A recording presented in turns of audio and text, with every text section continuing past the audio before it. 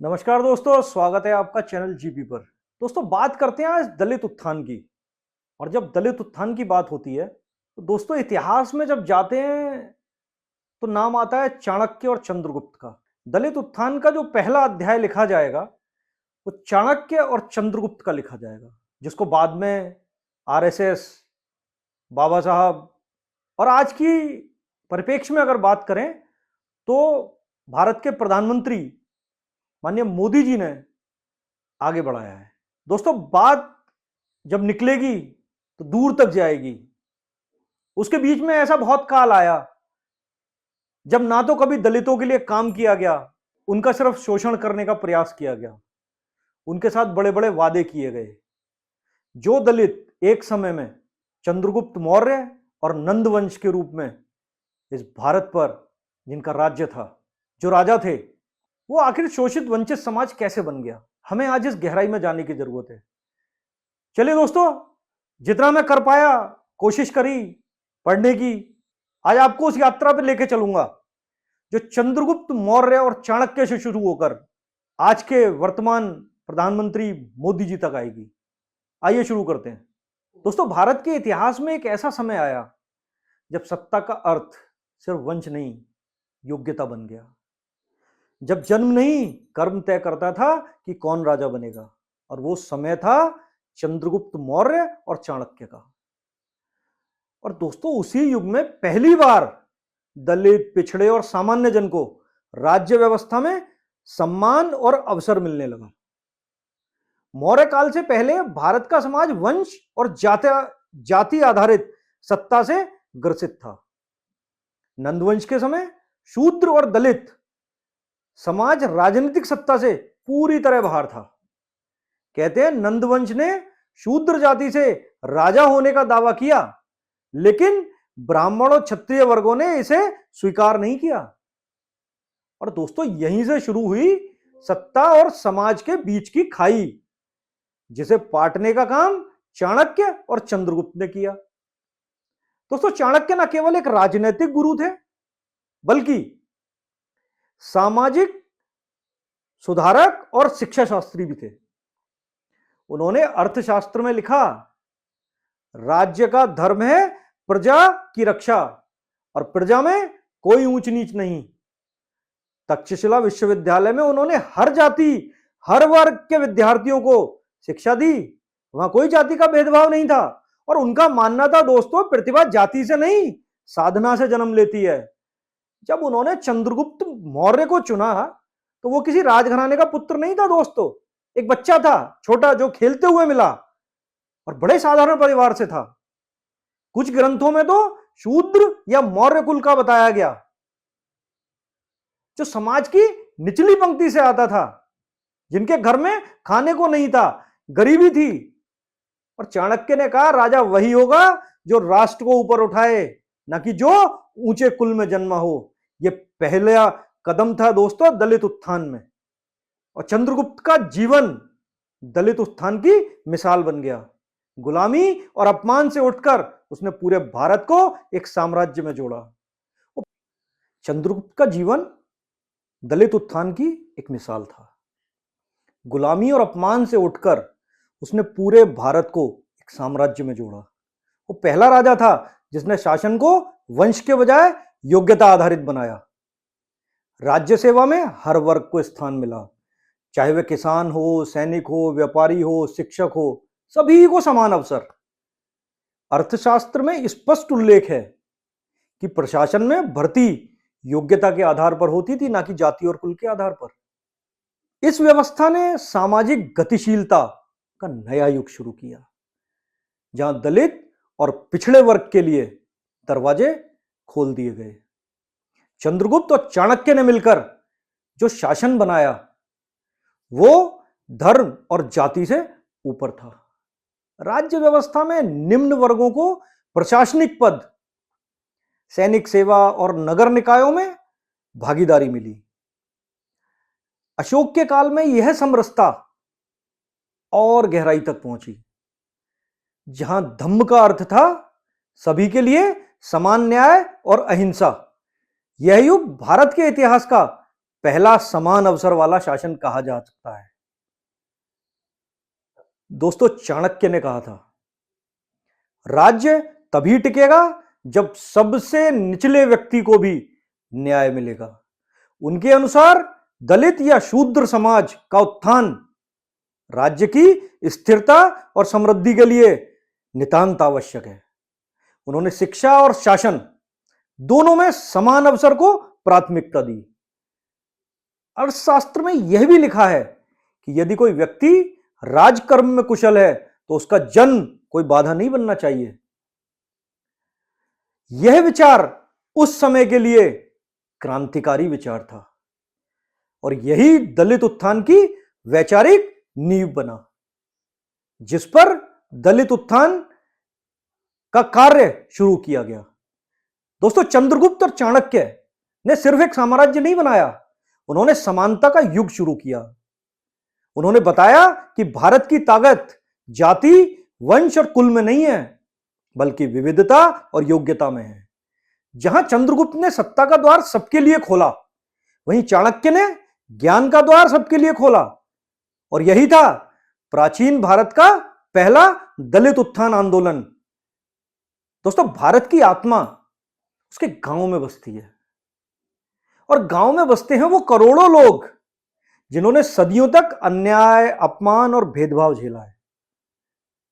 लेकिन आज वही वर्ग भारत के पुनर्निर्माण की धुरी बन रहा है।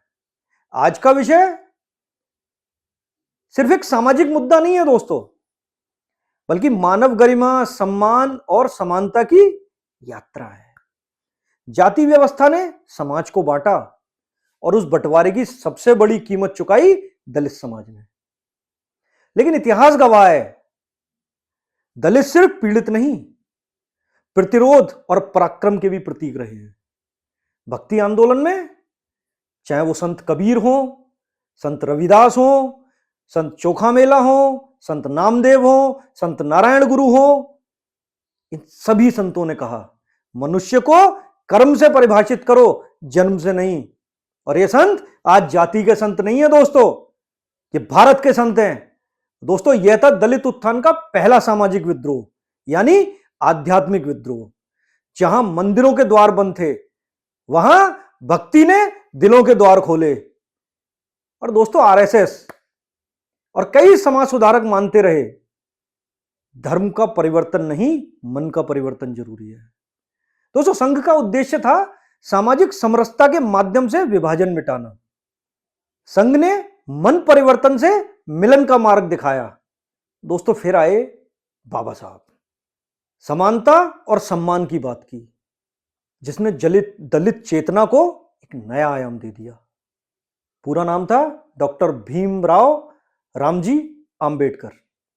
बाबा साहब ने कहा, मनुष्य की गरिमा सबसे ऊपर है और समानता ही सच्चा धर्म।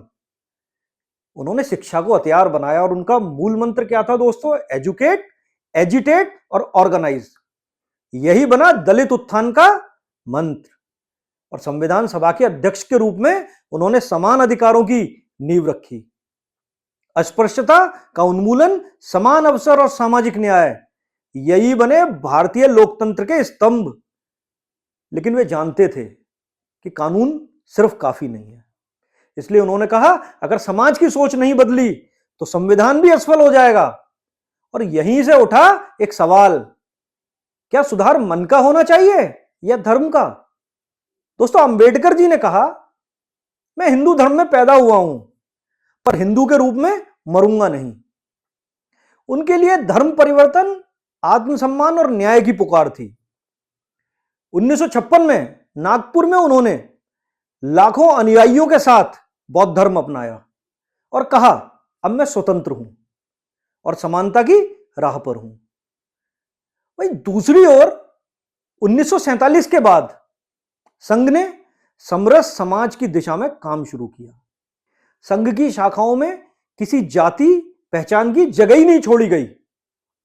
सब एक पंक्ति में खड़े, एक भोजन, एक प्रार्थना, एक ध्वज। सेवा भारती जैसे संगठनों ने दलित बस्तियों में शिक्षा, स्वास्थ्य और स्वच्छता के लाखों प्रकल्प शुरू किए। एकल विद्यालय का आंदोलन शुरू किया, जहां लाखों बच्चे बिना भेदभाव के शिक्षा पा रहे हैं। समरसता मंच बनाए गए, जो एक मंदिर, एक कुआं, एक शमशान के सिद्धांत को बढ़ावा देता है। दोस्तों, आरएसएस का यह प्रयास था कि सामाजिक ऊंच नीच की मानसिकता को जड़ से खत्म करना होगा और स्पर्श की दीवार को तोड़ना होगा, यानी छुआछूत को खत्म करना होगा। रास्ता खोला भारत के संविधान ने, और उस राह पर चलना अब समाज की जिम्मेदारी थी और है। सरकारों ने समय समय पर योजनाएं भी शुरू की। अनुसूचित जाति आयोग, आरक्षण नीति, स्टैंड अप इंडिया, मुद्रा योजना, प्रधानमंत्री आवास योजना, ताकि आर्थिक समानता भी सामाजिक न्याय के साथ साथ आ जाए, क्योंकि आर्थिक समृद्धि भी सभी सामाजिक लोगों की जरूरत है। आज दलित समाज शिक्षा, राजनीति और सेवा के हर क्षेत्र में आगे है। राष्ट्रपति से लेकर सैनिक तक और हर स्तर पर एक नई पहचान बना ली है दोस्तों। योग्यता की पहचान दोस्तों, आज की युवा पीढ़ी ना तो किसी के खिलाफ है और ना किसी के नीचे, वो सिर्फ बराबरी चाहती है, समान अवसर चाहती है। दलित युवा अब आंदोलन नहीं, उद्यमिता और नेतृत्व की भाषा बोल रहा है, क्योंकि उनको पता है कि सिर्फ आंदोलन से कुछ मिलने वाला नहीं है, मिलेगा काम करने से। सामाजिक समानता अब केवल संघर्ष भर नहीं रह गया है दोस्तों, संस्कृति बनती जा रही है। दलित उत्थान की यात्रा सिर्फ एक वर्ग की कहानी नहीं है दोस्तों, ये भारत की आत्मा के पुनर्जागरण की कहानी है। जहां कभी भेदभाव था, आज वहां समरसता है। जहां तिरस्कार था, आज वहां सम्मान है। मन बदला, समाज बदला और अब भारत बदल रहा है। यही है सच्चा दलित उत्थान, संघर्ष से समरसता तक की एक अद्भुत यात्रा। और दोस्तों, अगर इसे ऐसे कहें कि भारत में आज वो दिखाई भी दे रहा है, क्योंकि कोई चीज अगर बोली जाती है, कोई वाक्य बोला जाता है, तो क्या वह हमारे समाज को परिलक्षित हो रहा है? हमारे समाज को क्या वह दिखाई दे रहा है? जी हां, वो दिखाई दे रहा है। आज इस देश का नेतृत्व दलित और पिछड़ों के हाथों में है। चाहे बात करें महामहिम राष्ट्रपति की, माननीय प्रधानमंत्री की, और ऐसे बहुत सारे लोग, और चाहे बात करें अपने भारत के सर्वोच्च न्यायाधीश, उच्चतम न्यायालय के गवई साहब की, आज इस देश का नेतृत्व दलित के हाथों में है, पिछड़ों के हाथों में है। और यही तो समरसता है। मनुष्य का सच्चा धर्म क्या है? कि इस देश के प्रति, इस राष्ट्र के प्रति समर्पित रहे और इस देश के लोगों के लिए काम करे। बहुत बहुत धन्यवाद। भारत माता की जय।